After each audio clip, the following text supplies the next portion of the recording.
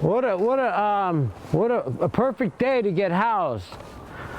It's snowing, it's cold, it's windy. And guess what? I'm not going anywhere all day. United Way has been the home of the 100-Day Challenge.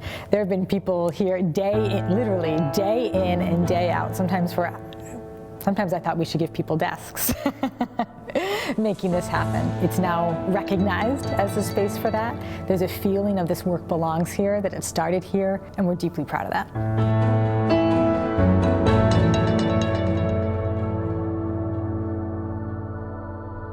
So the idea of 100 days is to make it real. It's like, you know what, for 100 days, we're gonna put aside the rules, put aside all the things that stand in the way, and let you guys figure it out the way you know how to do it. I'm going to have a housewarming party. John Lennon and Jim Morrison are coming, but Janis Joplin can't make it. She's got a prior engagement. To understand for Columbus House, we've been doing this for a long time. We've been in the supportive housing business for about 15 years, and we've kind of plugged along, but to have this concentrated period of time to say, we have set this target to house 75% of the chronically homeless people, and that is beyond our wildest dreams. My name is Nelson, and I've been homeless since on and off 2008, sometimes programs, sometimes psych wards, sometimes shelters. I grew up in basically what was a farm town, which is now considered an affluent town. But it was just a great town to grow up in. We had a fair every year. There was always something to do for the kids. It is painful because now you realize that, you know, you are no longer part of society. You're like in this other underworld of that people that aren't bad or anything. It's just bad things happen to them.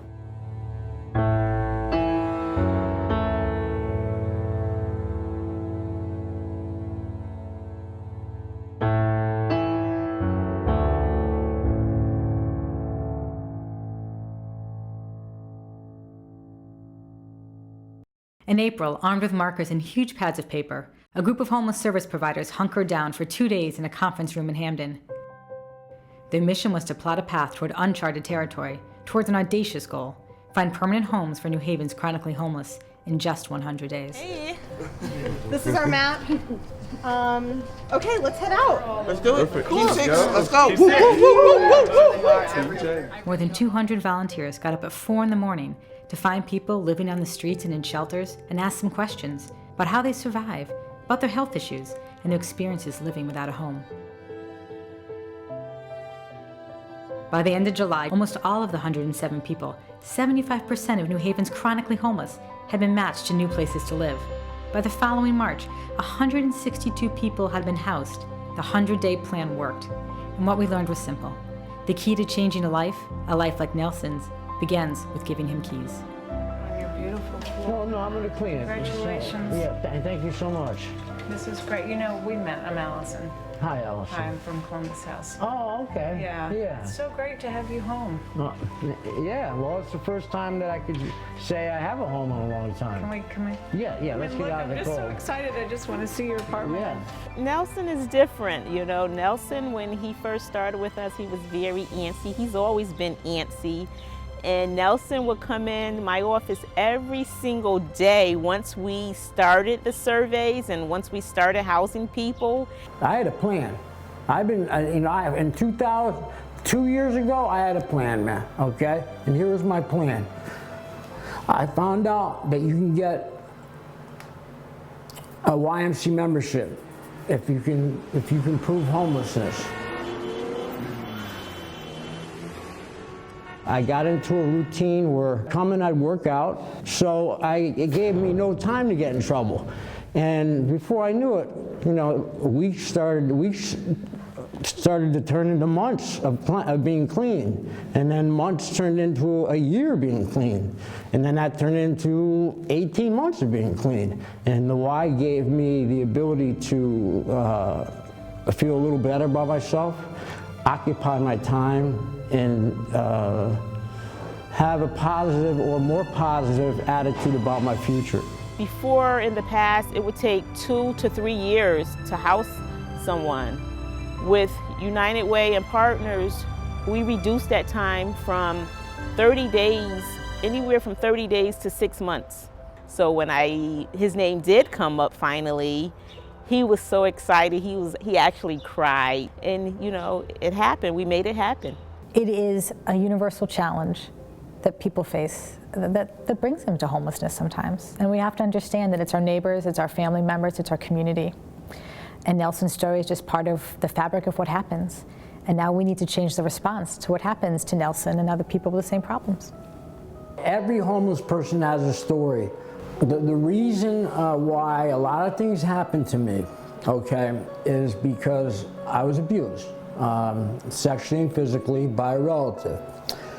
Of course, the physical abuse and all of that, it took its toll on me. And when you were like the addict I was, there are plenty of nights you beg God to just take you with a heart attack. And if people were to know that and understand that, I think they'd have a lot more compassion. Let's try to give a warm, friendly smile to someone who's all dirty and doesn't have any money and has a sign up. And just be good to each other, man, you know? When we reached that point that we'd housed 75% of the chronically homeless people, I was amazed, and it was certainly worthy of an immense round of applause and a lot of celebration. That goal of keeping this alive and knowing that we are dead focused on ending homelessness for chronically homeless, for veterans, and for families, and that we now have a new way to do this, that's accomplishing, and that's above and beyond what I could have ever expected. The date, 2/5/15. 2/5. Yes. Did I just put 15? Yeah, it's fine. Okay. Of course. And then sign right here. Right here, okay. This is it, Travis. The signature, it's like the Declaration of Independence, except I'm not wearing a wig. Okay. This is your key. Thank Congratulations. you. Thank you. Welcome home. Thank you. We have housed so many clients, and the clients that's been housed now, they come back, they're so happy that they have keys. When they come see me, they be like, Miss Barbara, ding-a-ling-a-ling, they're showing me their keys. They're so excited, you know, that they have a stable place to lay their heads at night, and they don't have to share a bathroom, they don't have to share a kitchen. They're in the privacy of their own homes, and they're very excited about it. Individuals and families who don't need to be in a shelter, and get them back to where they need to be for success. And they can reconnect with their family, right? Have their children back, enter the workforce. Housing is the answer. It all starts with housing, and then we need to be there from that point forward to make it work for people so that they stay housed. We always say at Columbus House that we're going to end homelessness. That's our mission. And for us to get this close to ending chronic homelessness is beyond success. Sorry. I can't help it. That's what it does to me. Individuals now who are safer, they're healthier, and they are on the road to recovery from homelessness. It's a model for the whole country. It changes mindsets about homelessness. That's the miracle of what you're doing. You're taking a catch-22 that quite often can't be broken without help, and for many people solving that permanently. Today I want to live, you know? Today I can say I'm scared to die, and I am 100% committed to helping other homeless people get housed. Great change like this doesn't happen without an enormous amount of intentionality. Right? It doesn't happen by accident, and you really need to create kind of the right conditions and resources and support to have it happen, and that's what United Way can bring to the table. To find that type of success was amazingly rewarding for the community, for us, and it's only inspired us to do more.